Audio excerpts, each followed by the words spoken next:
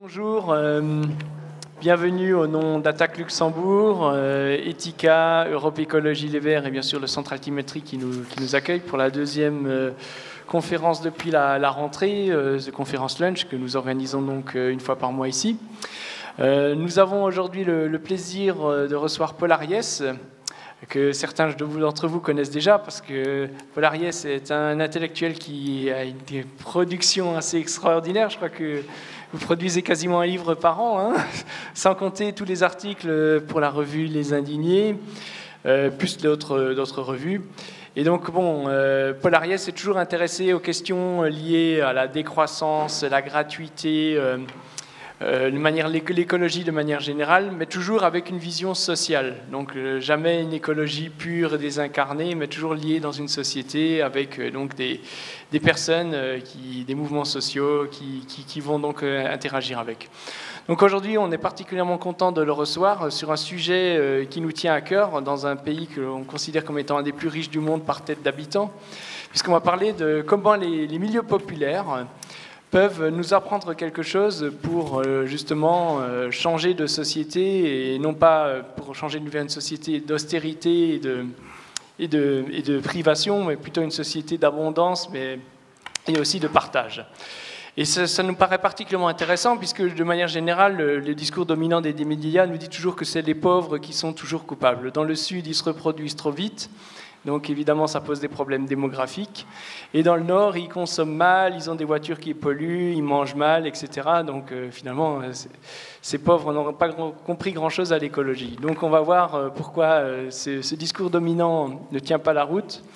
Et voilà. Et donc je vais, sans plus attendre, donner la parole à Paul Ariès, en signalant tout de suite quand même, pour ceux qui le peuvent, que Paul Ariès interviendra aussi ce soir à 18h30 sur un sujet qui est lié à l'alimentation. Ce sera où nouveau? Ce sera au Ham Garage. Hein. Voilà. Et donc voilà, vous êtes bien sûr invités à y participer aussi. Voilà, sans plus attendre, donc maintenant je vous cède la parole et je vous dis à bientôt pour les questions-réponses. Ah oui, encore une chose, ne pas oublier. Donc pour les personnes qui le souhaitent, bien sûr, on a les traditionnelles séances de dédicaces sur le livre justement qui traite du sujet de cette conférence. Donc écologie et culture populaire. Voilà, maintenant je me tais.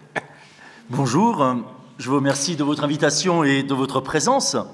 Alors j'aimerais partager avec vous à la fois une bonne et une mauvaise nouvelle, mais j'insisterai relativement peu sur la mauvaise nouvelle. Cette mauvaise nouvelle, c'est que nous sommes face à une crise systémique, une crise économique, une crise sociale, une crise écologique, une crise politique, une crise anthropologique. Quand on dit qu'on est face à une crise globale ou systémique, c'est que quelque chose fait lien entre toutes ces crises. Et ce qui fait lien, c'est tout d'abord le fait que nous avons perdu la capacité à nous donner des limites. Lorsque l'individu, par exemple un enfant, n'est pas capable de se donner des limites parce qu'on ne lui a pas transmises, il va les chercher dans le réel. C'est le développement des conduites à risque, le développement de la toxicomanie, du suicide pour les plus fragiles. Mais lorsqu'une société comme la nôtre n'est pas capable non plus de se donner des limites, elle va aussi les chercher dans le réel. C'est l'épuisement des ressources naturelles, c'est la dégradation du climat, c'est l'explosion obscène des inégalités sociales. Ce qui fait lien également entre toutes ces crises, c'est que nous avons trop accepté au XXe siècle la définition de la vie bonne qu'ont les puissants. Nous avons trop accepté comme allant de soi la société d'hyperconsommation. Les objecteurs de croissance, les écologistes, les antiproductivistes, peu importe le mot, je n'ai pas le fétichisme du vocabulaire, ne sont ni des durs à jouir, ni des pisse-froids qui se complairaient dans l'annonce imminente de la fin du monde. Nous disons cependant qu'il faut en finir avec le mythe de la croissance économique salvatrice. La croissance économique ne résoudra ni le chômage, ni les inégalités sociales. Et pour devenir objecteur de croissance, amoureux du bien-vivre, il suffit finalement de cesser de refouler ce que nous savons tous déjà et qui tient en 2 chiffres. Aujourd'hui, 20% des humains dont nous sommes, s'approprie 86% des ressources planétaires. Imaginez que vous invitiez 4 amis à votre table, vous avez un gâteau, vous faites 5 parts.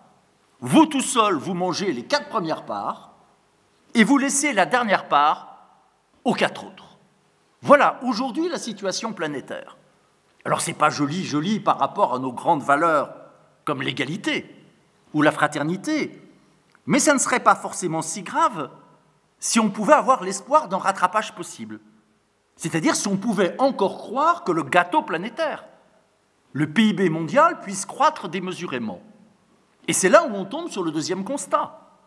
Si 8 milliards d'humains vivaient comme nous, une seule planète Terre ne suffirait pas.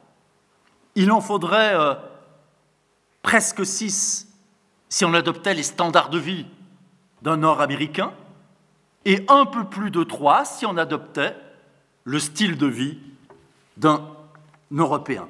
On le voit, la croissance économique n'est pas généralisable. Il y a un dernier chiffre que j'aimerais donner. Si on traduit toutes nos activités, le fait de s'alimenter, de se vêtir, de se déplacer, eh bien, si on traduit toutes nos activités au niveau de 7 milliards d'humains, on sait qu'on ne peut pas dépasser 3 milliards de tonnes d'équivalent carbone. Si on dépasse 3 milliards de tonnes d'équivalent carbone, on bousille les écosystèmes. Nous en sommes aujourd'hui à 6,8 milliards de tonnes d'équivalent carbone. C'est-à-dire que nous émettons chaque année plus du double de ce que la planète peut digérer. Si on prend au sérieux ce maximum de 3 milliards, pour 8 milliards d'humains, le calcul est vite fait. Ça nous donne à peu près 400 kilos d'équivalent carbone par personne. Et ça représente quoi? C'est par exemple un vol en avion, aller-retour, Paris-New York. Si je prends une fois l'avion dans l'année, il faut arrêter de manger. C'est 5000 km par an en voiture.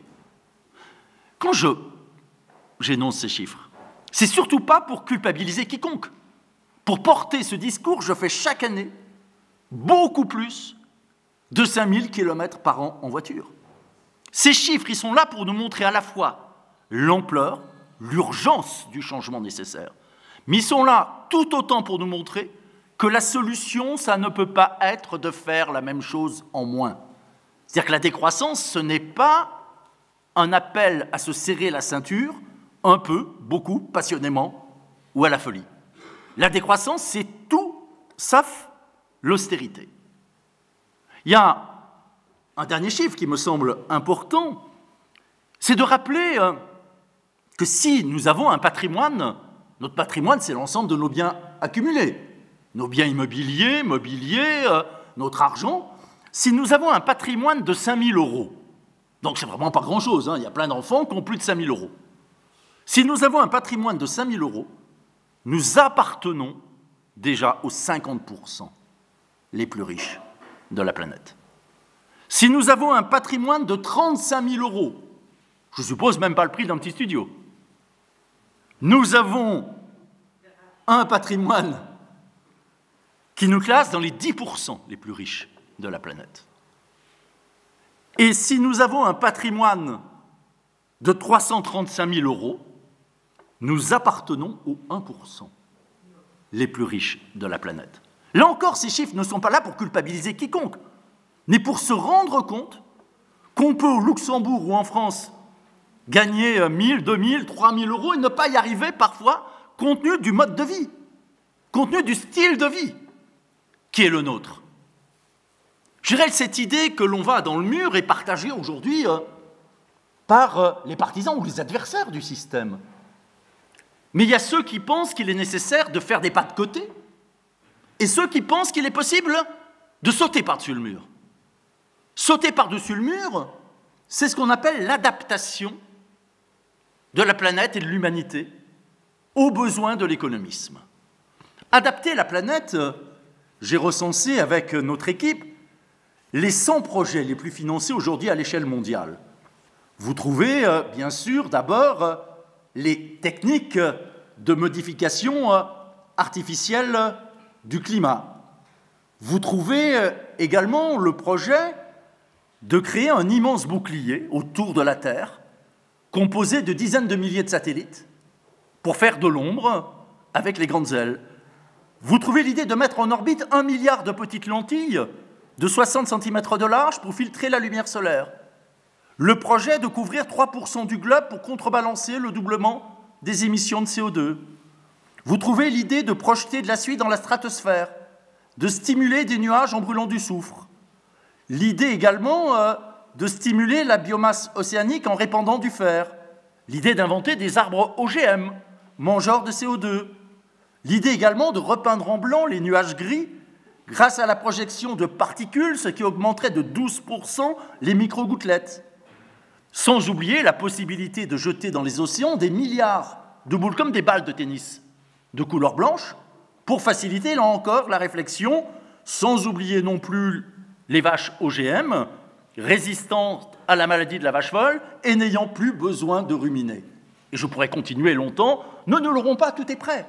Les capitaux, on calcule déjà le retour sur investissement. Il y a chaque année des milliers de brevets déposés dans ce domaine. Mais il n'y a pas que la planète qu'on envisage d'adapter.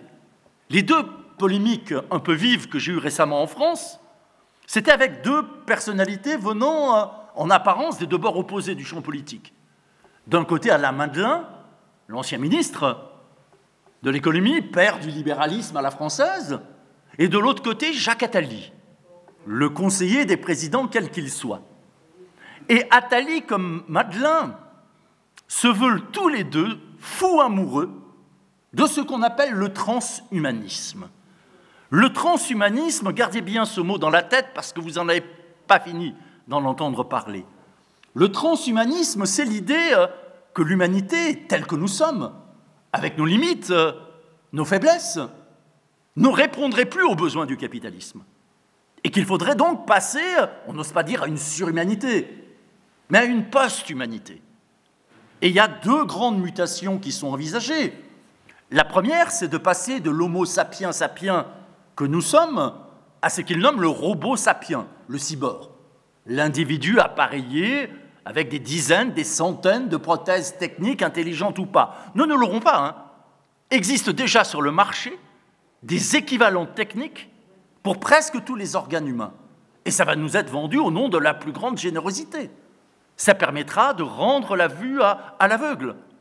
Mais comme le dénonce mon ami Jacques Testard, le père scientifique du premier bébé éprouvette, ce qui est en jeu là derrière, c'est bien d'aller vers l'humain augmenté.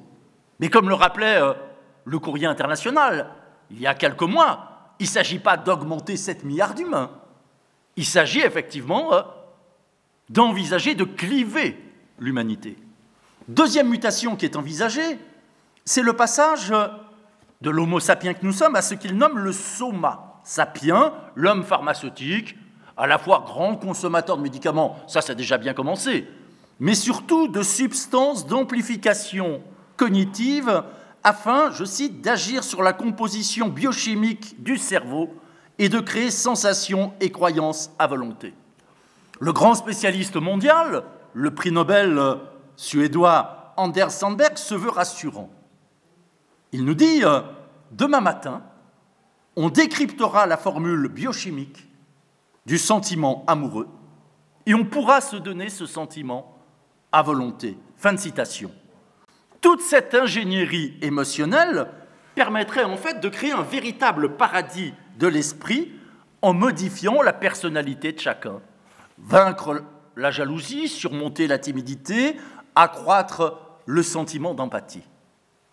Donc, j'allais dire, nos adversaires ont un grand projet, un vrai projet, qui n'est bien sûr pas le nôtre et qui ne correspond pas aux intérêts du plus grand nombre.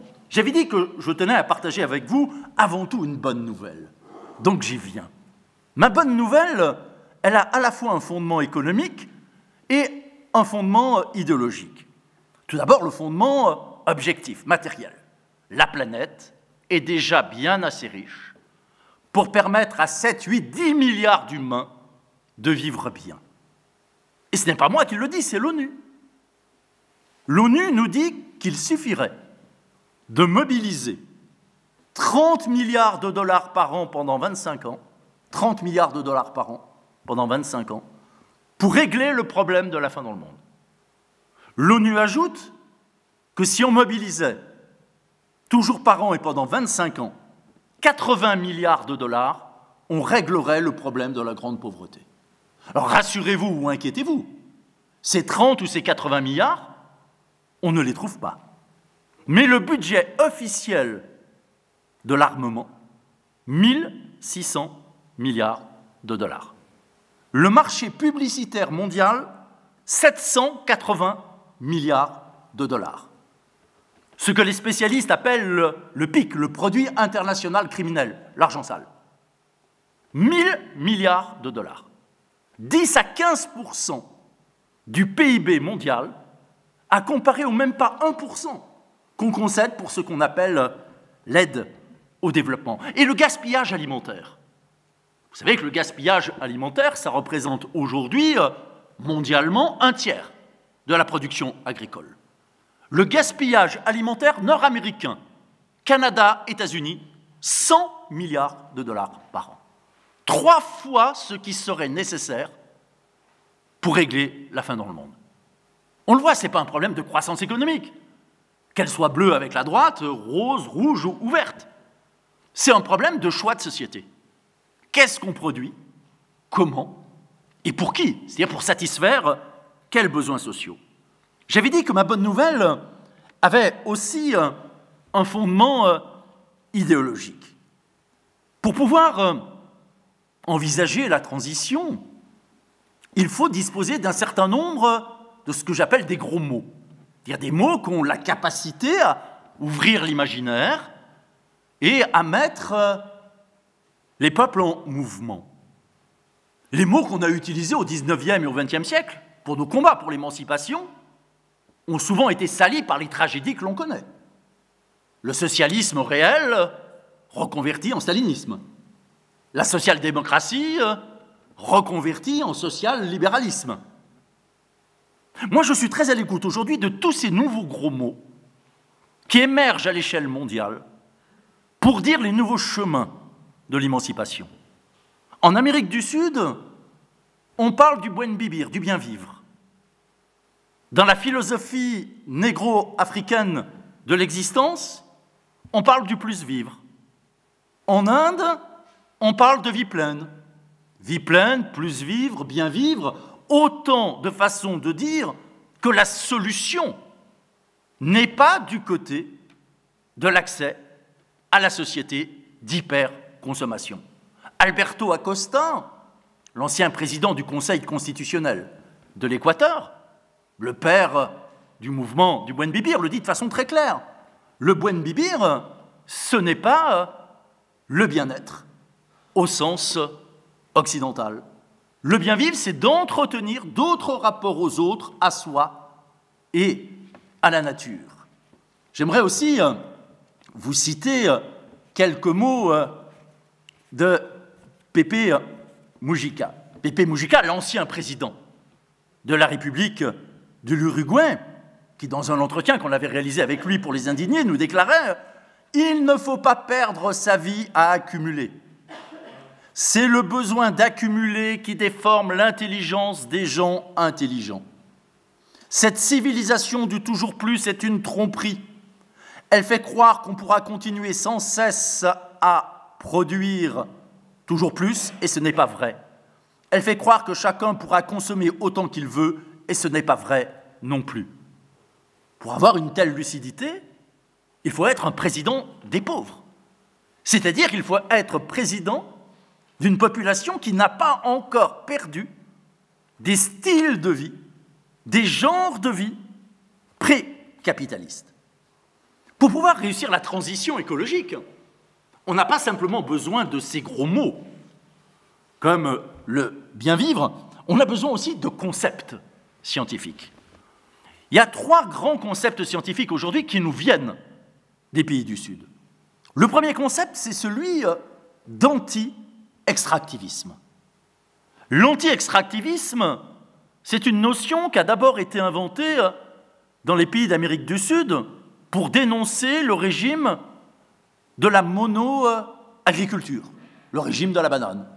Puis ça a été généralisé pour dénoncer la mono-industrie. Puis ce sont les paysans les plus pauvres du Brésil, qui appartiennent au mouvement des paysans sans terre, qui ont créé le MAB, le mouvement des affligés, c'est-à-dire des victimes, des barrages, lorsque le gouvernement brésilien a voulu construire quelques grands barrages, quelques centaines de grands barrages hydrauliques.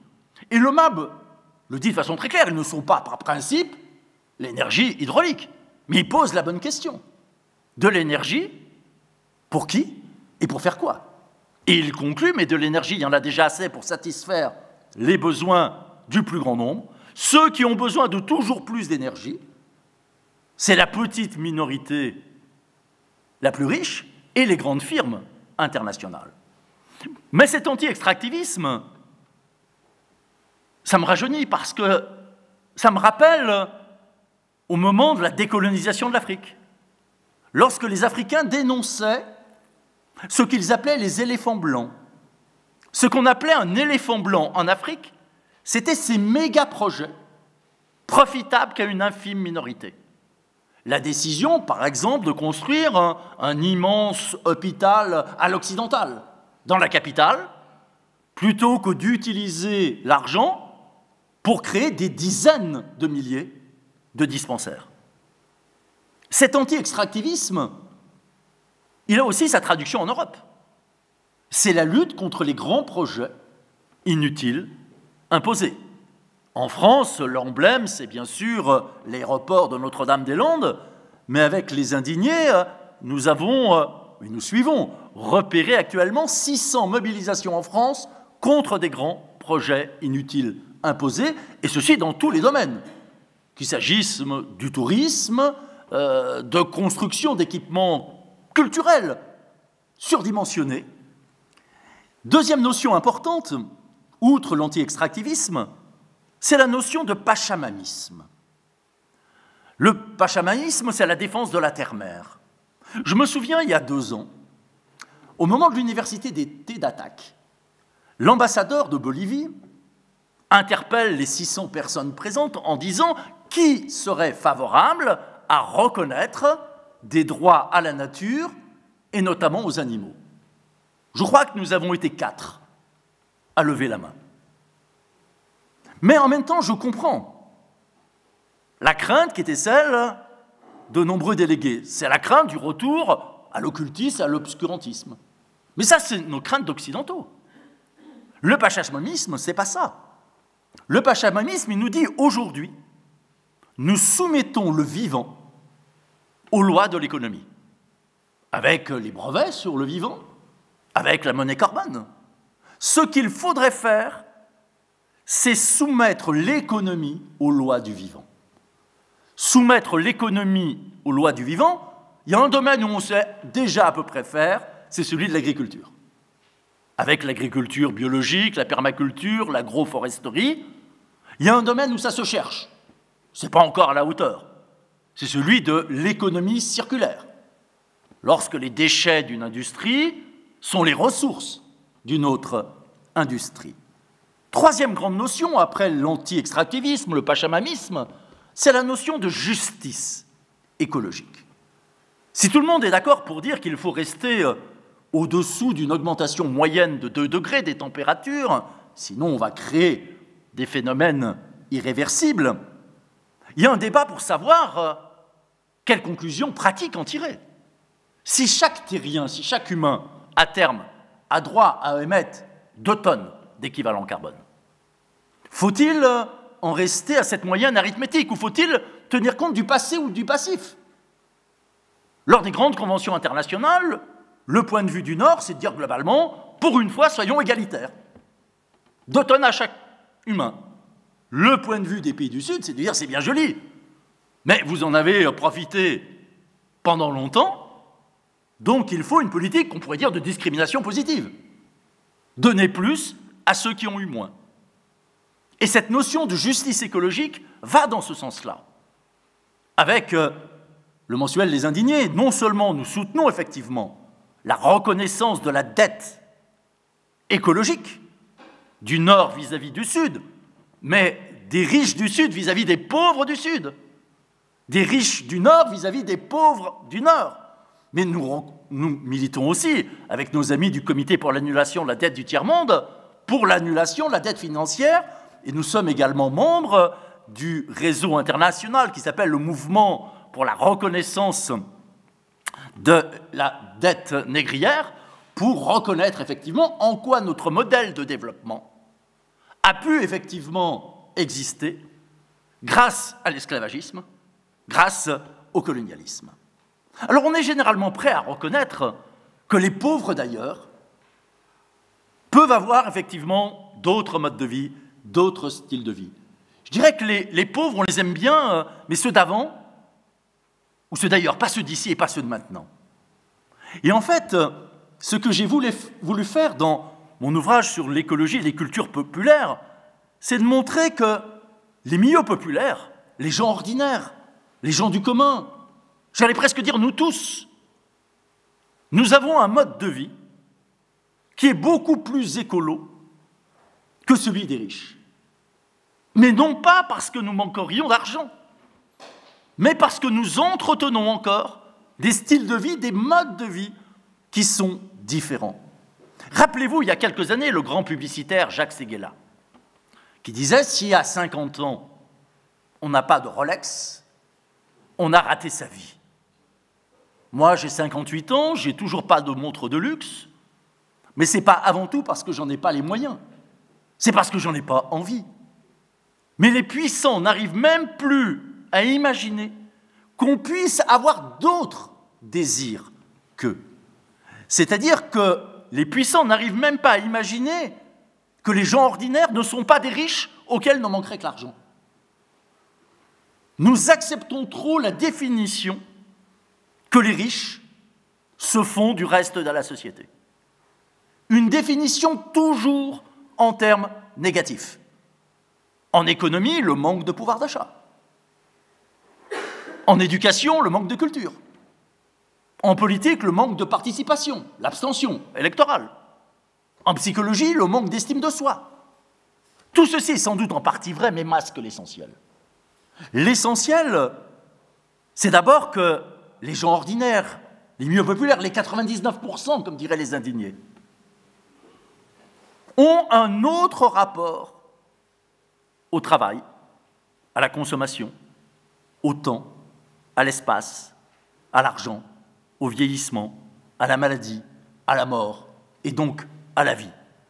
Dans mon ouvrage sur écologie et culture populaire, je me suis fondé sur quelques centaines de travaux d'universitaires, sociologues, psychologues, géographes, pour montrer qu'effectivement existe encore ce qu'on pourrait nommer une autochtonie des milieux populaires.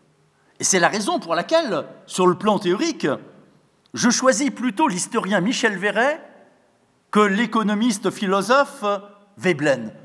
Vous avez toujours croisé probablement Thorstein Veblen, grand économiste, sympathique d'ailleurs des États-Unis, de par son mode de vie, mais Veblen était convaincu que ce qui l'appelait, c'est son vocabulaire à lui, les classes inférieures, ne pouvaient qu'imiter les classes dites supérieures. Et pour lui, ce principe d'imitation, c'était vrai non seulement dans les relations entre les individus, pauvres et riches, mais aussi dans les relations entre peuples.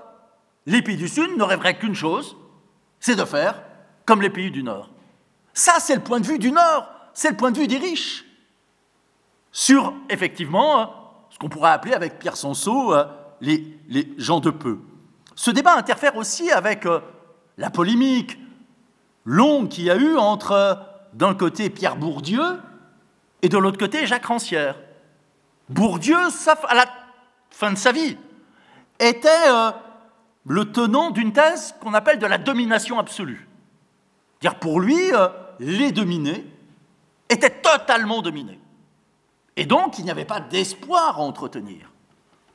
Jacques Rancière, dans plusieurs bouquins, notamment La Nuit des prolétaires, montre que même lorsque vous êtes totalement exploité, assujetti, dominé, eh bien, il y a toujours un peu d'altérité. C'est-à-dire qu'il y a toujours un déjà là qui permet effectivement de reprendre de l'espoir. Je disais que les gens ordinaires ont un autre rapport, par exemple, au travail. Je développe en quelques mots. Toutes les études des sociologues du travail, des économistes, des psychologues, montrent que ce qui est premier pour les 99% dans le rapport au travail, ce n'est pas l'argent. Bien sûr qu'on travaille pour avoir un salaire. Mais ce qui est le plus important, c'est d'abord le rapport aux autres, aux collègues. Puis ce qui est très important, c'est le rapport à ce que l'on fabrique, l'utilité du travail. Ce qu'on appelait l'amour du travail bien fait. Mais quand on parle d'amour du travail bien fait, on pense aux constructeurs de cathédrales. Oui, sans doute. Mais l'amour du travail bien fait, c'est aussi ce qui explique aujourd'hui la souffrance au travail. C'est parce que les postiers, les enseignants, les infirmières, des ouvriers ont le sentiment de ne pas pouvoir travailler comme ils pensent, à tort ou à raison d'ailleurs, qu'il faudrait travailler, qu'il y a autant de souffrance au travail. Donc, je dirais cette spécificité des gens ordinaires dans leur rapport au travail, c'est quelque chose qui nous permet de dire, oui, du côté de l'écologie, il va falloir remettre en cause la centralité du travail. Il va falloir réduire le temps de travail. Mais on peut prendre appui sur un déjà-là. Ce déjà-là, eh bien, c'est celui des gens ordinaires dans leur rapport au travail. Deuxième exemple, mais je pourrais le développer par rapport à chaque paramètre, le rapport au temps. On sait que notre société, depuis 2 siècles, a inventé des tas de prothèses techniques pour accélérer. Et que nous sommes arrivés à cette dictature des temps rapides sur les temps lents et des temps courts sur des temps longs. Ce qu'on appelle le court-termisme aujourd'hui, notamment sur les marchés financiers. On sait aussi que cette accélération de la société, elle nuit d'abord aux plus fragiles, aux personnes âgées, aux enfants, aux handicapés. Donc c'est un enjeu social, un enjeu politique. Il va falloir apprendre à ralentir.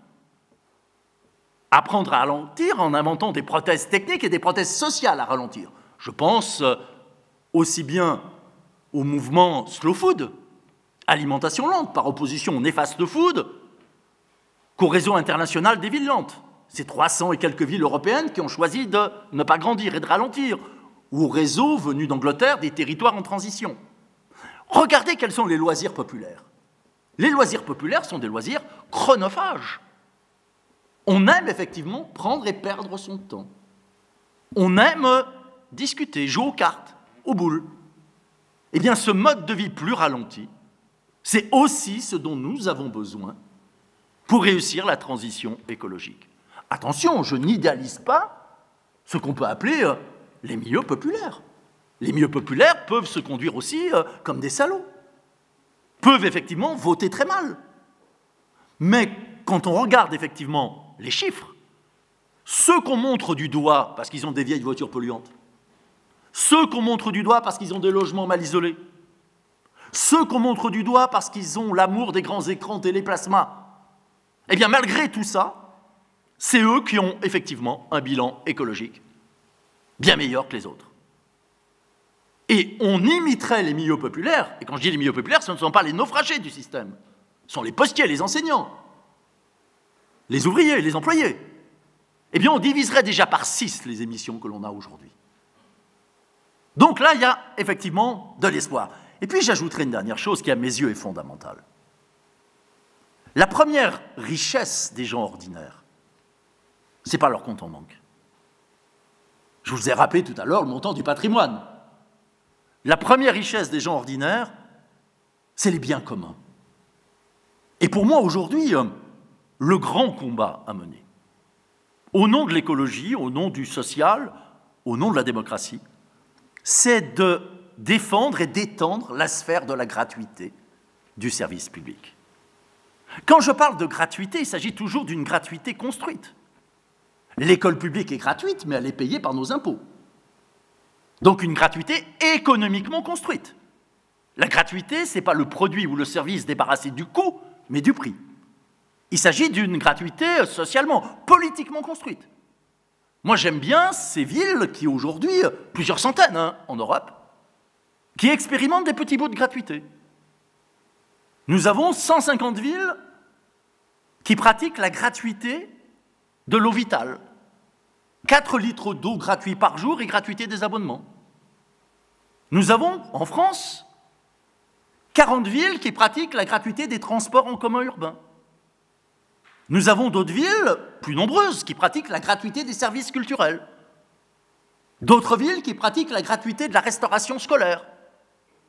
D'autres villes, il y en a 2 à ma connaissance, qui pratiquent la gratuité des services funéraires. Ça, j'aime bien. Regardez comment le capitalisme, pour pouvoir se déployer, a dû évacuer la mort. Non seulement nous n'avons plus le droit d'être malades, nous n'avons plus le droit de vieillir, mais il faut presque se cacher pour mourir. Moi, je suis convaincu qu'on ne pourra changer la société que si on remet la mort au centre de la vie. Non pas pour être morbide, pour être pleinement jouissif. Parce que si nous sommes conscients de notre caractère limité, nous avons peut-être plus d'espoir d'être conscients des limites de la planète. Et les villes comme Mouansartou, à côté de Cannes, qui ont instauré la gratuité des services funéraires, se disent « si nous sommes égaux devant la mort, il y a peut-être plus de chances d'apprendre à l'être dans la vie. » Alors bien sûr, il ne s'agit pas de rendre tout gratuit. Ça serait absurde et ça serait contraire à un projet écologique. Et donc on a avancé un paradigme qu'on appelle celui de la gratuité du bon usage face au renchérissement du mésusage. Gratuité du bon usage, renchérissement du mésusage, ça semble compliqué, vous allez voir, c'est très simple. Pourquoi est-ce qu'on paye son eau le même prix pour faire son ménage et pour remplir sa piscine privée? Ce qui vaut pour l'eau peut valoir pour l'ensemble des besoins humains. La gratuité du bon usage, c'est ce qui correspond à la satisfaction des besoins essentiels. L'existence d'un bouclier énergétique, que chacun ait l'énergie nécessaire pour pouvoir se chauffer. Mais il ne s'agit pas non plus, pour aller vite, de rendre gratuits les produits et les services tels qu'ils existent. Il s'agit de faire de la gratuité un instrument pour assurer la transition vers plus de justice sociale, écologique et politique. Je prends un exemple, les villes qui ont instauré la gratuité de la restauration scolaire. Si on revient en régie municipale pour la restauration scolaire, ce n'est pas pour faire la même restauration que les géants de la restauration collective. C'est à minima pour faire une alimentation faite sur place, servie à table.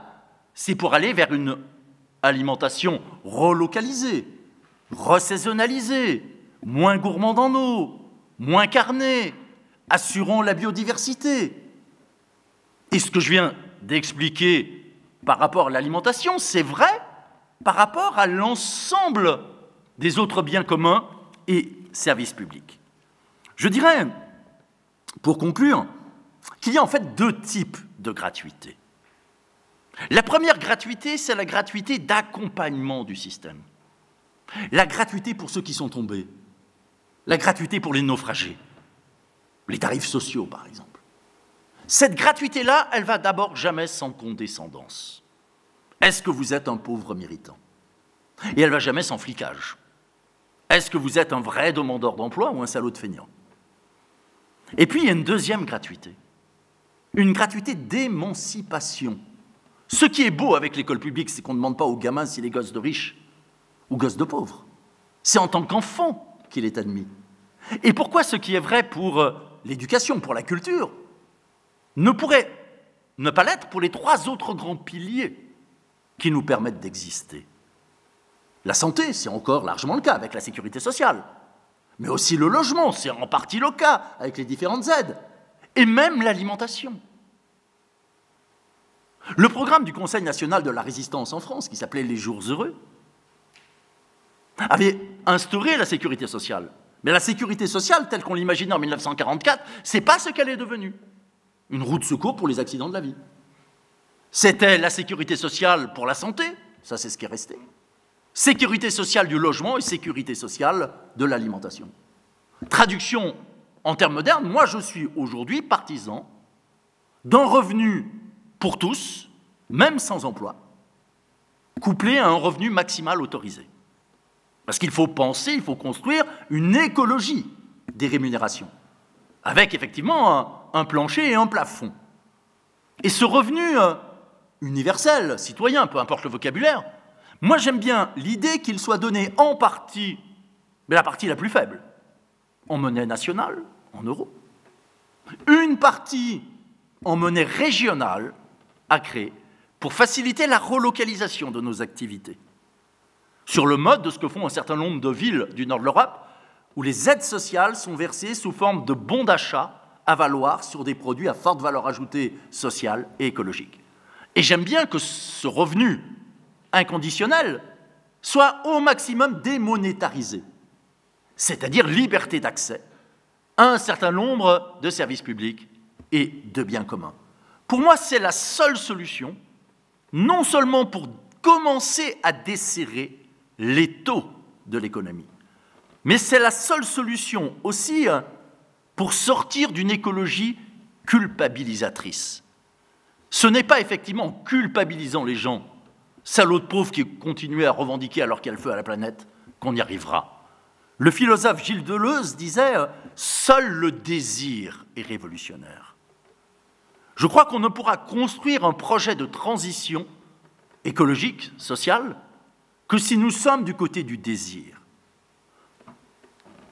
Il ne faut pas le cacher, cette société d'hyperconsommation, on peut lui reprocher tout ce qu'elle veut, mais elle nous fait jouir. Il y a de la jouissance à surconsommer. Bien sûr, c'est une mauvaise jouissance. C'est une jouissance d'avoir, une jouissance d'emprise. C'est le toujours plus de richesse économique, toujours plus de pouvoir sur les autres ou sur la planète. Mais tant qu'on n'aura pas une autre forme de jouissance, encore plus jouissive, on n'y arrivera pas. Et la seule autre forme de jouissance qu'on puisse opposer à la jouissance d'avoir, c'est la jouissance d'être. C'est se souvenir que l'être social est d'abord, enfin que l'être humain est d'abord un être social. Et c'est la raison pour laquelle il est nécessaire, pour penser à la transition écologique, d'être toujours du côté de la fabrique de l'humain. Je donnerai un exemple pour me faire comprendre. Si l'on veut effectivement réussir la transition écologique, puisqu'on sait que l'agriculture, l'alimentation, c'est le tiers de nos émissions, il va donc falloir, au Luxembourg comme en France, diviser par 6 les émissions liées à nos repas. Mais j'aurais tendance à dire que la révolution du quinoa ne suffira pas. Il ne suffira pas de changer le contenu de l'assiette. Il faut se souvenir en même temps que manger, c'est aussi un rituel social. Et j'anticipe un peu sur ce que je dirai ce soir, mais je crois qu'il est important de montrer en quoi nous restons encore aujourd'hui tributaires, par exemple des tables de l'Antiquité. Dans l'Égypte antique, il y avait un seul hiéroglyphe pour dire manger et parler.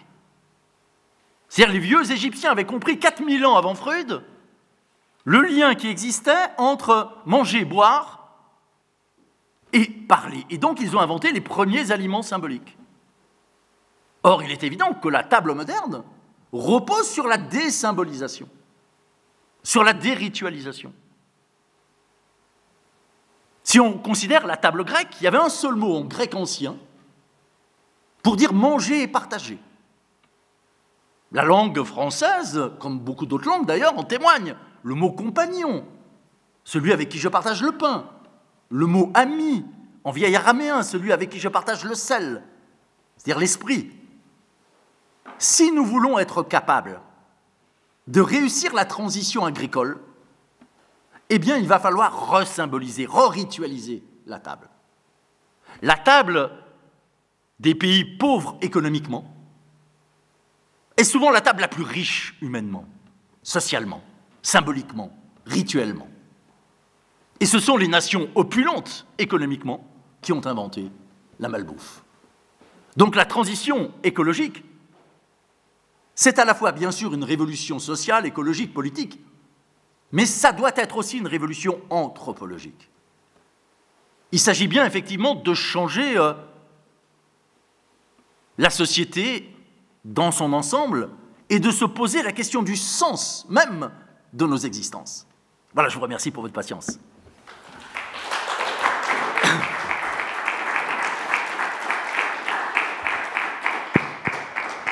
Merci Paul Ariès. Alors, je pense qu'il est temps de passer aux questions-réponses et aux commentaires. Donc, je demanderai aux personnes qui souhaitent s'exprimer de lever le bras et d'être assez concises dans leur intervention pour qu'un maximum de personnes puissent parler. Voilà, je ne sais pas s'il y a un ou une volontaire. Oui. Merci pour votre présentation. Moi, j'ai un commentaire et une question à la fois. On parle justement de la gratuité de beaucoup de services publics, etc., de tout ce qu'il faut faire. Je suis tout à fait d'accord, je souscris avec vous dans cette analyse. Le problème, c'est que j'observe dans la réalité européenne, américaine et surtout en Grèce, qui est mon pays, c'est le tour de vis inverse qui se passe. Face aux gens qui se rendent compte qu'il faut donner la gratuité, il faut reprendre, localiser, etc., il y a des privatisations à gogo, il y a le démantèlement des services publics, il y a une déferlante dans ce sens-là qui fait qu'on se heurte de plus en plus à un grand mur. Et comment faire? Voilà, merci. Je vais prendre une série de questions. Oui, questions, remarques, objections. Hein. J'ai beaucoup parlé, maintenant que la parole circule. Oui.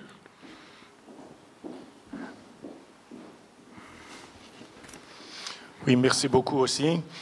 Vous avez mentionné au début le transhumanisme et comme quelque chose qui nous attend.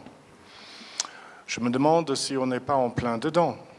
Si on regarde ce qui se passe, quelque chose qui est proche de nous, la préparation des élections présidentielles aux États-Unis qu'on nous présente comme une démocratie, ou un autre exemple, il y a 3 ans, on a appris que pour rester avec les États-Unis, ensemble avec leurs 4 compagnons, ils espionnent le monde entier, qui devrait nous alerter. De quoi est-ce qu'on parle aujourd'hui, 3 ans après? De l'agressivité de la Russie et de Poutine. Donc le transhumanisme, je pense qu'on est en plein dedans, on a une emprise sur notre cerveau. Qu'est-ce que vous en pensez? Oui. D'autres remarques, interventions? Oui. Ouais, moi, j'avais peut-être 2-3 remarques. Et je me suis aussi toujours dit, par exemple, si on voit aujourd'hui quelqu'un dans une grosse voiture, qui est un peu inutile par rapport à ses vrais besoins. Finalement, si tout le monde se disait, mais pourquoi tu as cette voiture? Pourquoi peut-être qu'il changera d'avis. Mais lui, il pense plutôt que chacun lui envie cette voiture. Et là, on revient un peu à cette société où on est plutôt tous contre tous, la compétition. Et je crois que si on... c'est très difficile, finalement, de la réflexion, et j'aimerais bien avoir votre idée là-dessus. Combien il en faut un petit peu, peut-être, de compétition pour émerger, pour ne pas avoir l'impression de tous être pareil et pour exister, mais où sont les limites et où ça va beaucoup trop loin? Merci. J'ai aussi entendu, on parle aussi, je crois aujourd'hui, vous avez dit ne pas avoir, mais être. Mais je pense qu'aussi aujourd'hui, on est beaucoup dans le ni avoir ni être, mais le faire. C'est-à-dire, on a l'impression qu'on est ce qu'on fait, mais on fait un peu. C'est pour ça qu'il y a une sorte d'idée qu'il faut qu'on fasse beaucoup de choses pour finalement être ou pour avoir, etc. Donc. Ok. Peut-être se faire. Je vais peut-être déjà rebondir très vite. Hein. Déjà sur la définition de ce que serait un niveau excessif de richesse, ou de ce que serait le bon usage ou le mésusage. Je crois qu'il est important de dire qu'il n'y a pas de critères scientifiques, et encore moins de critères moralistes. La seule définition, elle est politique. C'est ce que les gens choisissent. Et je peux vous assurer, pour avoir animé plus d'une centaine de réunions sur la question de l'eau, de la gratuité de l'eau, que déjà ça remplit les salles. C'est-à-dire qu'on rend le sentiment de compétence aux gens parce qu'on part du vécu, de l'ordinaire. Ça ne veut pas dire qu'ils sont nécessairement d'accord, mais au moins ça a ce grand avantage de remplir les salles. Puis deuxièmement, les gens voient très bien spontanément la différence entre ce qui est une consommation normale, le bon usage, et ce qui est effectivement un gaspillage. Je crois qu'il y a ce que j'appellerais un bon sens ordinaire. Orwell parlait davantage de décence ordinaire, mais qui est effectivement très très présente dans la société et qu'il faut prendre appui dessus. Je dirais que c'est malheureux, mais nous ne sommes pas prêts à en finir avec le capitalisme, nous ne sommes pas prêts à en finir avec l'esprit compétitif, et peut-être qu'il c'est bien d'en conserver toujours une dose. En revanche, ce qu'il faut nécessairement, c'est rehausser le principe de coopération. C'est-à-dire que l'humain relève autant de la coopération que du compétitif. Or, aujourd'hui, l'esprit de coopération est quelque chose qui ne se porte pas très bien. Et ça, j'ai pu le montrer à travers un certain nombre de travaux. Quand on prend dans les années 60, 70, l'importance de ce qu'étaient par exemple les jeux coopératifs dans les centres de vacances ou les écoles. Donc des jeux où on gagne ou on perd tous en même temps. Des jeux où on se met d'accord pour remodifier la règle du jeu. Ces jeux étaient très présents. Aujourd'hui, on a surtout des jeux compétitifs. Alors un certain nombre de jeunes me disent « Non, ça revient, actuellement, il y a à nouveau des jeux coopératifs, eh bien c'est parfait. » Le sport. Si on regarde jusque dans les années 70, on avait dans le cadre des comités d'entreprise ce qu'on appelait le sport ouvrier, qui était un sport non compétitif. Aujourd'hui, on a effectivement une primauté du sport compétitif qui débouche sur cette sportivation des existences. En France, il n'existe plus que 2 initiatives un peu d'importance concernant la critique du sport. C'est d'un côté l'Alter-Tour, qui a au moins 10 ans, qui est un Tour de France alternatif en vélo, chaque année. Et puis on a l'Ultra-Sieste, organisé fin août, au moment de l'Ultra-Raid au Mont-Blanc, lorsque plusieurs dizaines de milliers de coureurs à pied courent pendant 24 heures sans s'arrêter. Ce qui est posé, c'est bien sûr la question de la critique du sport dans la société comme étant un vecteur, j'allais dire tout simplement, de banalisation de la compétition et du capitalisme. Je crois que c'est important. On pourrait regarder aussi la façon dont évoluaient par exemple les pas de danse. Dans les sociétés traditionnelles, ce qu'on appelle les danses folkloriques, ce sont toujours des danses collectives, puisqu'elles rappellent effectivement le primat du groupe sur l'individu. 19e siècle, montée de l'individualisme, on invente la valse. On se met à danser en couple. Société hyper individualiste comme la nôtre, on danse tout seul. C'est-à-dire qu'effectivement, le corps exprime notre position dans la société.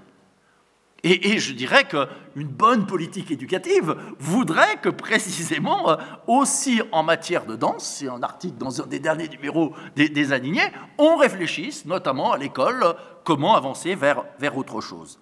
Sur les États-Unis, bien sûr, vous avez raison, j'aurais simplement envie d'ajouter une petite chose.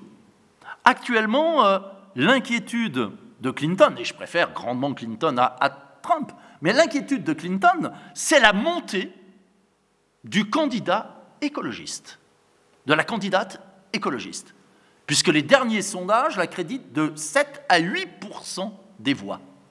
Et la grande peur de Clinton, c'est effectivement qu'éventuellement, elle perde en raison du vote écolo. Et quand on regarde à la fois la candidate écolo, mais surtout son colistier, que j'aime beaucoup, eh bien, on se rend compte que la population américaine, 7, 8, 9%, ont tout compris aux nécessités de la transition écologique. Sauf qu'effectivement, dans les grands médias, on a l'impression qu'il n'y a que 2 candidats. Alors qu'il y en a au minimum 3, 4. Il y a le candidat écologique, mais il y a aussi un candidat libertarien. Donc le jeu est plus ouvert. Sur la question « que faire ?» pour créer le rapport de force, je n'ai pas de réponse.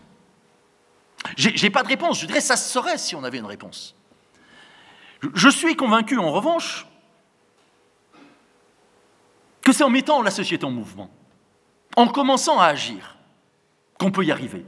Je pense aussi qu'il faut changer nos façons de faire de la politique. Il ne faut pas le cacher.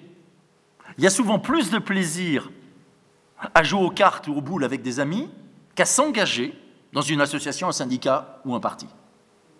Tant que nous reproduirons les façons d'être, les rapports de domination, de pouvoir, dans nos organisations, à l'image de ce qui existe dans la grande société, on n'y arrivera pas. Je crois aussi qu'une des grandes fautes historiques de la gauche européenne, ça a d'abord été de ne pas mener la lutte des classes dans le domaine de la définition des modes de vie. On a trop accepté comme allant de soi la conception de la vie bonne, de l'eudémonia, que donne effectivement la bourgeoisie. Et puis, je dirais, c'est aussi que les gauches européennes, l'écologie, ont trop longtemps campé sur le seul versant négatif de la critique. Dire ce qui ne va pas. Ça fait un siècle et demi qu'on instruit le réquisitoire du capitalisme à tel point qu'il devient assommant. Je crois qu'il est essentiel aujourd'hui de multiplier les alternatives pour commencer à reprendre effectivement de l'espoir. Et puis surtout, j'ajouterais que précisément parce qu'on nous impose ces politiques d'austérité, parce qu'on nous impose une idéologie sécuritaire, eh bien, il ne faut pas baisser la garde. C'est au moment où la France était à genoux économiquement, mais debout politiquement, à la libération, qu'on a créé la sécurité sociale. Donc, la France, l'Europe, n'ont jamais été aussi riches qu'aujourd'hui. Il ne faut pas diminuer le niveau de protection sociale. Au contraire, il faut le rehausser, d'où cette proposition d'avancer vers une société de la gratuité. Puis je prendrai un deuxième exemple. Face à ce qu'on appelle aujourd'hui le problème des migrants, il y a deux façons de réagir. Il y a une façon timorée, un peu sur la défensive, qui est de dire « allez, il faut être gentil ». Et puis il y a une autre façon qui est celle du mouvement Emmaüs international, de la fondation Daniel Mitterrand et du réseau Utopia, qui viennent de lancer l'Organisation pour la citoyenneté universelle, en disant il faut commencer à réfléchir à ce que pourrait être demain un passeport universel. Sans bien sûr s'illusionner sur les capacités à acter dans le droit positif cette proposition, même si quelques pays ont déjà dit d'Amérique latine, nous on est partants. Mais c'est tout simplement pour ne pas se laisser imposer l'agenda, j'allais dire par nos adversaires. Une dernière chose, et après je me tais, il y a deux façons de faire de la politique. Soit on joue sur la peur de demain, du chômage, la peur de l'étranger. Et on ne peut que développer la xénophobie et l'extrême droitisation de la société. Soit on mise sur l'espoir, sur le partage, sur la gratuité, sur le désir. Et à ce moment-là, on peut espérer mettre la société en mouvement. Nous sommes vraiment sur un chemin de crête. Personnellement, j'ai autant de raisons d'espérer que de désespérer. Je dirais que ça dépend des matins un peu. Je crois qu'il y avait madame qui voulait poser une question. Ah, sinon, en attendant.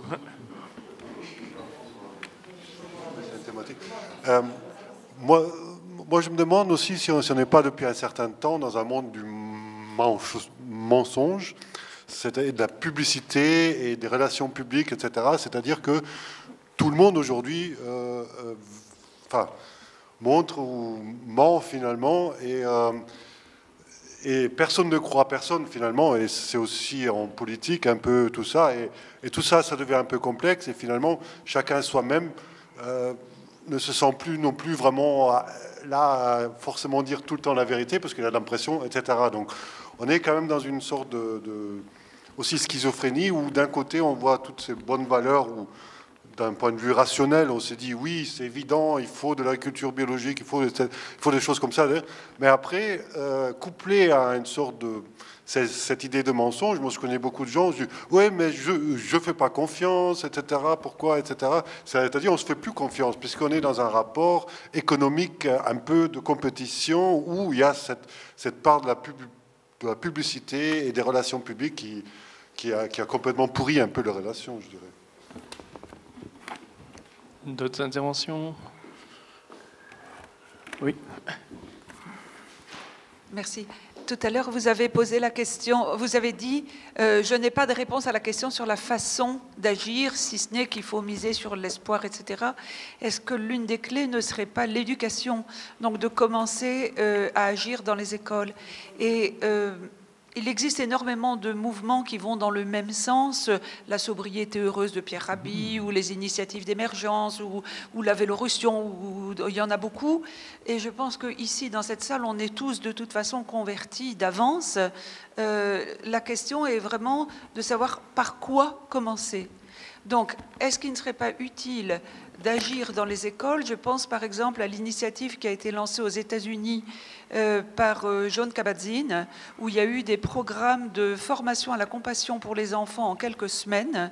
Donc par exemple, on donne au début des bonbons aux enfants, et puis bien sûr, ils les gardent pour eux ou les donnent juste aux meilleurs copains. Au bout de quelques semaines, ils partagent avec tout le monde, y compris les gamins plus pauvres qui n'aiment pas, qui ne connaissent pas, etc.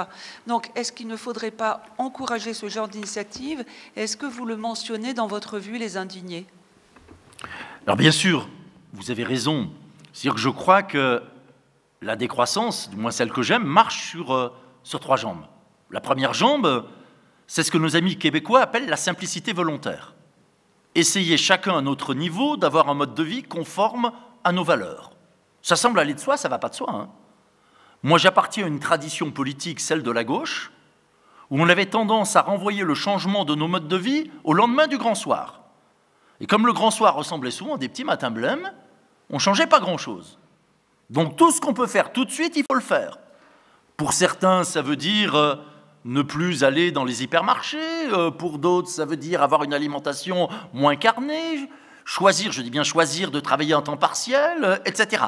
Donc tout ce que l'on peut faire tout de suite, il faut le faire. Mais on ne ferait que ça serait déjà insuffisant et ça pourrait même être nuisible. Ça serait déjà insuffisant, parce que à quoi ça servirait d'être un certain nombre à se faire plaisir, parce qu'il y a du bonheur à échapper à l'agression publicitaire ou au diktat des marques. Mais à quoi ça servirait si les logiques dominantes restaient en place? Et puis je disais que si on faisait comme ça pourrait être dangereux, parce qu'il ne faut pas le cacher. Il y a un certain nombre de copains ou de copines qui jouent à plus décroissant que moi tu meurs, qui se veulent les nouveaux parfaits, les nouveaux cathares, et qui sont dans une logique de culpabilisation des autres. Or ça, c'est effectivement l'échec annoncé. D'où la nécessité d'un deuxième niveau de résistance, celui que vous évoquez, celui des expérimentations collectives. Tout ce que l'on peut bricoler dans les marges, dans les franges, ou pourquoi pas au cœur de la société, ça va dans le bon sens. Qu'il s'agisse, par exemple, du développement aujourd'hui de l'idée coopérative de production, de consommation, de logement, notamment pour le 3e ou le 4e âge, qu'il s'agisse des AMAP, des associations pour le maintien d'une agriculture paysanne, qu'il s'agisse des systèmes d'échanges locaux, des pédagogies alternatives, des médecines alternatives. Tout ce que l'on peut bricoler va dans le bon sens et nous permet de serrer les coudes et de trouver du plaisir. Mais là encore, on ne ferait que ça serait sous-estimer les capacités de récupération du système. Regardez par exemple l'agriculture biologique. La bio, ça peut être la meilleure ou la pire des choses. La bio, c'est la meilleure des choses si c'est la défense d'une agriculture de proximité, d'une agriculture paysanne. La bio, c'est la pire des choses si c'est l'illusion que je mange bio, un produit qui a fait 6000 km en avion, un pot de yaourt fait en moyenne 8000 km à travers tous ses composants. Donc c'est l'illusion de manger bio un produit qui aurait fait 6000 km en avion ou que je trouverais dans un hypermarché. D'où la nécessité d'un 3e niveau. Le début du commencement de ce que pourrait être demain l'ébauche d'un nouveau projet de société. Je suis très très prudent parce qu'on n'y est pas. Même s'il y a effectivement ces convergences. Même s'il y a ces convergences internationales autour de ce qu'on pourrait appeler l'écologisme des pauvres. Donc tout ceci effectivement se cherche. Mais je ne suis pas du tout convaincu que ça soit un problème de manque, j'allais dire d'éducation ou de culture.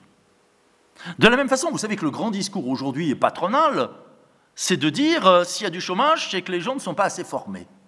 Les gens sont souvent trop formés par rapport effectivement aux emplois que l'on tient. Moi, j'ai peur que les gens effectivement soient conscients que cette société, elle ne va pas, soient conscients qu'on va dans le mur, mais qu'ils choisissent la solution la moins coûteuse, psychologiquement, socialement. Dans beaucoup d'entreprises, on sait que ce qu'on nous demande de faire n'est pas bien. Mais on le fait quand même, parce qu'on croit ne pas avoir le choix. Et c'est la raison pour laquelle je suis convaincu, c'est un débat que j'ai avec Pierre Rabhi. Pierre Rabhi parle de l'insurrection des consciences. Moi, je préfère penser en termes d'insurrection des existences. Parce que pour moi, c'est d'abord les petits pas qu'on va faire pour essayer effectivement de développer des alternatives qui feront que les idées vont suivre. Ce n'est pas dans la tête que ça va se passer. Et puis, ce qui me donne de l'espoir, c'est que je crois qu'il y a un déjà là. C'est-à-dire que dans cette société, il y a déjà des résistances, des modes de vie pré- ou post-capitalistes. Rimbaud, le poète Rimbaud, au XIXe siècle, disait « il faut rendre visible l'invisible ». Et pour lui, c'était tout un projet de société. Pour moi, il y a la même urgence aujourd'hui, rendre visible l'invisible. Rendre visible ce que j'appelle les milieux populaires, les gens ordinaires, et rendre visible les alternatives. C'est-à-dire que le capitalisme n'a pas tout envahi. Il y a effectivement des pans entiers qui lui échappent. Soyons-en conscients, prenons appui dessus.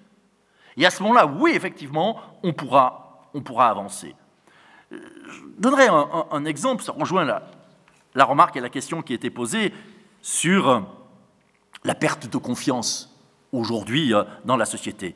Il y a quelques années, j'avais été invité à l'université du MEDEF, l'université d'été du MEDEF, qui avait fait un atelier sur la décroissance. Alors bien sûr, la décroissance visée par le MEDEF, c'était pas celle que je défends. C'était en fait la décroissance démographique. Donc j'en profite pour dire que pour moi, le problème, c'est pas le trop d'humains. Il n'y a pas trop d'humains sur Terre, il y a trop d'hyperconsommateurs. C'est-à-dire qu'effectivement, on ne pourrait pas vivre à 1,5 milliard d'États-Uniens, mais on pourrait vivre à 15 milliards d'Africains. Donc ce qu'il faut remettre en cause, ce sont bien nos styles de vie. C'est un débat que j'ai aussi avec mes amis membres du GIEC, du groupement intergouvernemental sur l'évolution du climat. Alors, je dirais, le GIEC a déjà fait un très grand pas quand il parle de responsabilité anthropique, c'est-à-dire humaine, face au développement. Mais très franchement, les Maliens, ils sont des humains, mais ils ne sont pas responsables de la dégradation du climat. Donc, cette notion de responsabilité anthropique humaine, c'est aussi un masque pour ne pas parler de responsabilité du capitalisme et du productivisme. Et ça nous empêche peut-être de voir les vrais problèmes et les vraies solutions. Donc je disais, à cette université du MEDEF, on visait la décroissance démographique. J'ajouterais d'ailleurs que si réellement... La crainte aujourd'hui des démographes, c'est pas qu'on aille vers le... Vous savez, dans les années 70, les premiers écologistes parlaient beaucoup du péril démographique, de la bombe P ou D, parce qu'on pensait qu'on allait avoir une surpopulation. Ils tenaient des discours assez malthusiens. Aujourd'hui, le discours des démographes, ce n'est pas celui-là. C'est de dire que, oui, à court terme, la population mondiale va continuer à augmenter. Mais à moyen et à long terme, le grand danger, c'est peut-être pas le trop d'humains, mais le pas assez d'humains. C'est-à-dire si on mondialise le taux de fécondité qui est celui de l'Occident, et on mondialise tout, donc pourquoi pas le taux de fécondité? Eh bien, la population ne se renouvelle plus. C'est-à-dire que dans ce domaine-là particulièrement important, on choisit aussi la production des richesses économiques contre notre propre reproduction sociale. Et donc, j'avais été à cette université d'été du MEDEF, et ça m'a beaucoup intéressé parce que les patrons étaient très inquiets face à ce qu'ils ressentaient comme une démotivation des salariés. Et j'avais envie de leur répondre, mais vous récoltez ce que vous avez pêché. C'est-à-dire, à force de développer certains nouveaux modes de management qui reposent effectivement sur le harcèlement, qui reposent sur le cynisme, vous créez aussi des individus cyniques, ou qui choisissent d'apparaître comme cyniques, qui s'en moquent finalement, ils sont prêts à vendre n'importe quoi, à n'importe qui. Mais finalement, ils n'ont aucun véritable engagement vis-à-vis de leur entreprise. Donc il y a cet affaiblissement du capitalisme par sa propre logique mortifère. Le problème, c'est qu'on ne peut pas attendre que le système s'effondre de lui-même. Et puis, alors c'est quelque chose qu'il est difficile de mesurer. On a essayé dans un certain nombre d'articles des indignés, puisqu'il y a des travaux qui vont dans ce sens-là. C'est-à-dire, quelle est aujourd'hui vraiment l'adhésion des gens à leurs propres pratiques?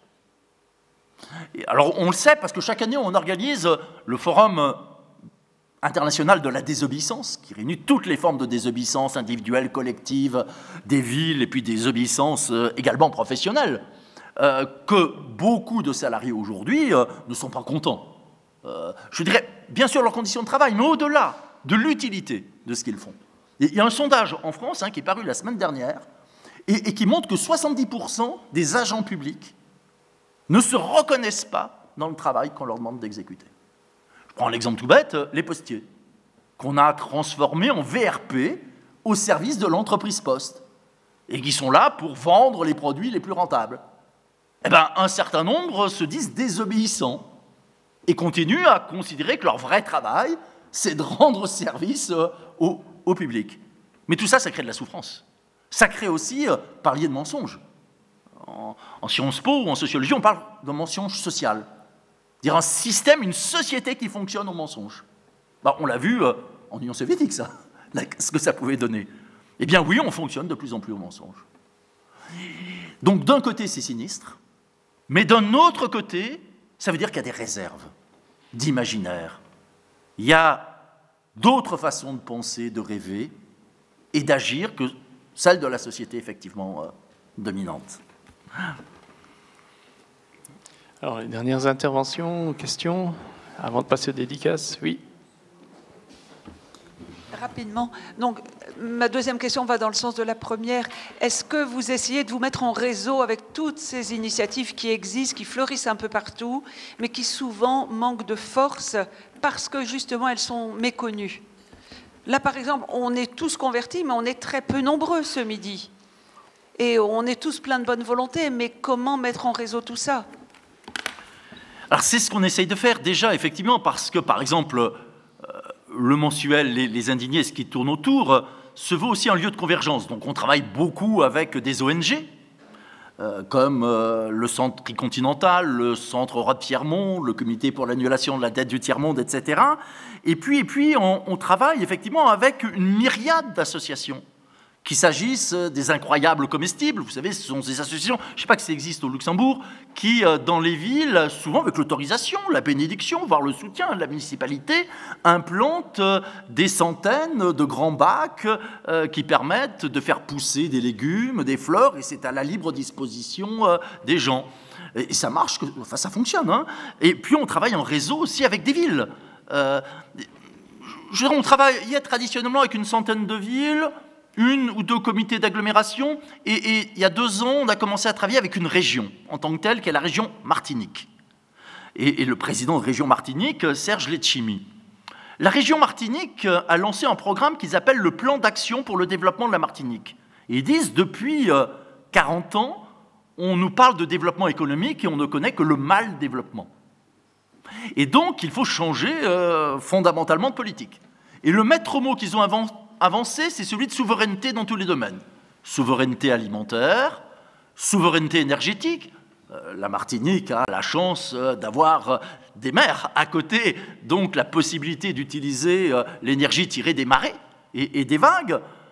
Souveraineté également au maximum en matière de pharmacopée, c'est-à-dire en prenant appui sur le réseau international TRAMIL, qui essaye de vérifier, de valider scientifiquement les médecines populaires, traditionnelles. Pourquoi? Parce que le modèle médical aujourd'hui occidental est un modèle non généralisable. Les États-Unis, 5% de la population mondiale, 45% des dépenses de santé. Donc on ne peut pas mondialiser le système, donc il faut faire autre chose. Et toute l'intelligence de la région Martinique, c'est de dire, la grande chance de la Martinique, c'est que subsistent des formes de vie pré-capitalistes. C'est-à-dire à la fois l'importance des relations de voisinage, l'importance du jardin créole, jardin potager et médicinal, importance du mouvement coopératif, des mutuelles. Eh bien, si les gens veulent, mais c'est pas sûr qu'ils le veulent, mais si les gens veulent, ces formes de vie pré-capitalistes peuvent devenir des formes de vie post-capitalistes. Et je précise, parce que pour moi, c'est pas innocent. Si j'avais été invité par la Martinique pour faire la conférence de lancement il y a 2 ans de ce projet, c'est aussi parce que le président du conseil scientifique de la région Martinique, c'est un poète. C'est Patrick Chamoiseau, le prix Goncourt. Et je crois que ce n'est pas innocent. Je crois qu'il est important aujourd'hui de rendre toute sa place à d'autres paroles, d'autres discours que le discours de l'économie. Rappelons-nous comment, aux heures les plus sombres de l'histoire, je pense notamment sous l'occupation nazie, la place qui a été celle des poètes. Je veux dire, cette capacité à porter une parole prophétique.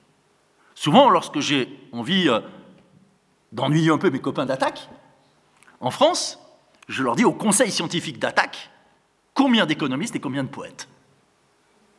Eh bien, je suis convaincu qu'il y a nécessité de déséconomiser notre réflexion, qu'il y a nécessité effectivement de l'ouvrir sur d'autres champs. Alors ça bouge, ça vient, mais effectivement, pas assez. Nous, chaque année, dès que la trésorerie des indignés le permet, on organise des forums, nationaux ou internationaux, sur des questions comme la gratuité, la désobéissance, le ralentissement, la relocalisation. On avait fait aussi le premier forum mondial de la pauvreté avec Emmaüs. Là, c'est une grosse opération avec plus de 20 000 personnes sur le thème « Les pauvres entre mépris et dignité ». Mais j'ai perdu ce que je voulais dire. Ah si, je dirais que notre grande difficulté, on essaye de travailler à la convergence, mais notre principale difficulté n'est pas là. Notre principale difficulté aujourd'hui, c'est de savoir comment s'adresser aux plus jeunes. Moyenne d'âge des lecteurs des indignés, 52 ans. Moyenne d'âge des électeurs en France, toute élection confondue, 56 ans. Pour les élections municipales, 63 ans. Il y a nécessité de réinventer un langage politique.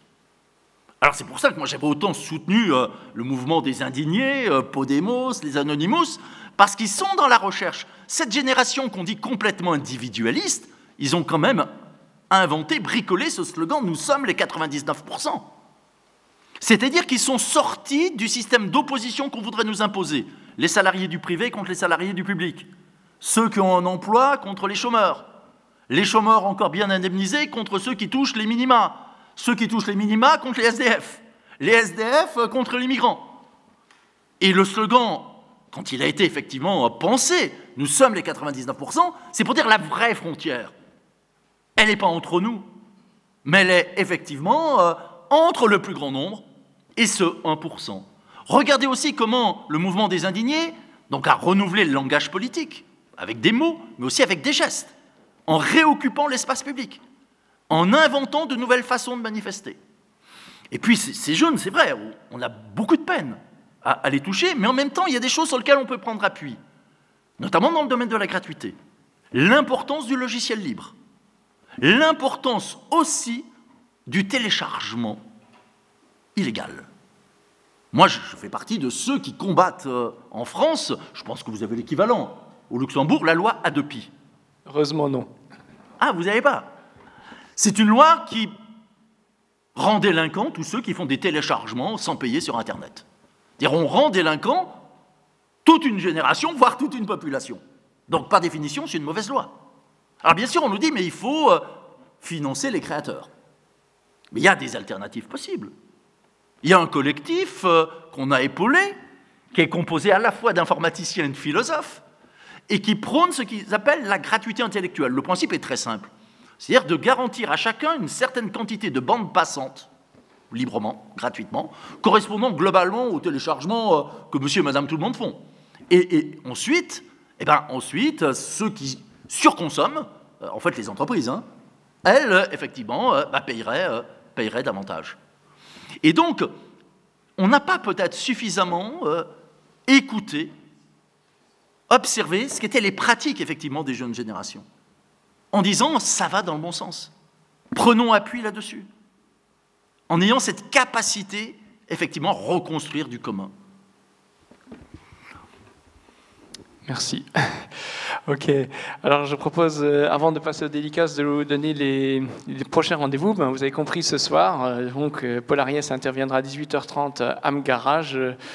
Donc, sur le sujet de l'alimentation et de l'histoire de l'alimentation, je vous recommande de venir parce que c'est vraiment intéressant. C'est à la fois une question non pas seulement économique, mais aussi anthropologique et historique. Oui, simplement 30 secondes là-dessus. Il existe déjà des histoires culturelles, sociales, religieuses, techniques de l'alimentation, mais il n'existait pas d'histoire politique de la table.